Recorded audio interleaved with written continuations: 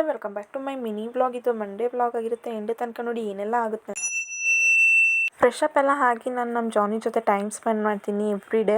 ಅವನ ಜೊತೆ time spend ಮಾಡಿ ನೆಕ್ಸ್ಟ್ ನನ್ನ ಕೆಲಸ ಏನಿದೆ ಅದನ್ನು ನಾನು ಸ್ಟಾರ್ಟ್ ಮಾಡ್ಕೋತೀನಿ. ಇವತ್ತು ಮಂಡೇ ಆಗಿರೋದ್ರಿಂದ ಮನೆ ಎಲ್ಲ ಕ್ಲೀನ್ ಮಾಡಿಕೊಂಡು ಕಸ ಎಲ್ಲ ಗುಡಿಸಿ ಮಾಪ್ ಎಲ್ಲ ಮಾಡ್ಕೊತಾ ಇದ್ದೆ. ಲೈಕ್ ನಮ್ಮ ಮನೆಯಲ್ಲಿ ಡೈಲಿ ಮಾಪ್ ಮಾಡೋದ್ರಿಂದ ನನಗೇನು ಅಷ್ಟು ಕಷ್ಟ ಅನಿಸಲ್ಲ, ಈಸಿ ಅದು ಒಂದು ಕೆಲಸ ಅನಿಸುತ್ತೆ. ಅದೆಲ್ಲ ಮಾಡಿದಾದ್ಮೇಲೆ ಡಸ್ಟ್ ಮಾಡೋಣ ಅಂತ ಡಸ್ಟ್ ಮಾಡ್ಕೊತಾ ಇದ್ದೆ. ಆ್ಯಕ್ಚುಲಿ ನಾವಿರೋದು ಥರ್ಡ್ ಫ್ಲೋರಲ್ಲಿ. ಥರ್ಡ್ ಫ್ಲೋರ್ಗೆ ಎಷ್ಟು ಡಸ್ಟ್ ಬರುತ್ತೆ ಅಂದರೆ ಗ್ರೌಂಡ್ ಫ್ಲೋರ್ಗೆ ಇನ್ನೆಷ್ಟು ಬರುತ್ತೋ ನಿಜ ಗೊತ್ತಿಲ್ಲ. ಫ್ರೆಶ್ ಅಪ್ ಎಲ್ಲ ಆಗಿ ಲೈಕ್ ಪೂಜೆ ಮಾಡೋಣ ಅಂತ ಪಾತ್ರೆ ಎಲ್ಲ ತೊಗೊಂಡು ಪೂಜೆ ಮಾಡಿದೆ. ಆಮೇಲೆ ಈವ್ನಿಂಗ್ ಸಾಯಂಕಾಲ ಲೈಕ್ 6:30 ಹಂಗೆ ದೇವಸ್ಥಾನಕ್ಕೆ ಹೋಗ್ಬೇಕಂತ ಹೇಳಿ ನಾನು ಅಪ್ಪ ಅಮ್ಮ 3 ಜನನೂ ಹೋಗ್ತಾ ಇದ್ವಿ.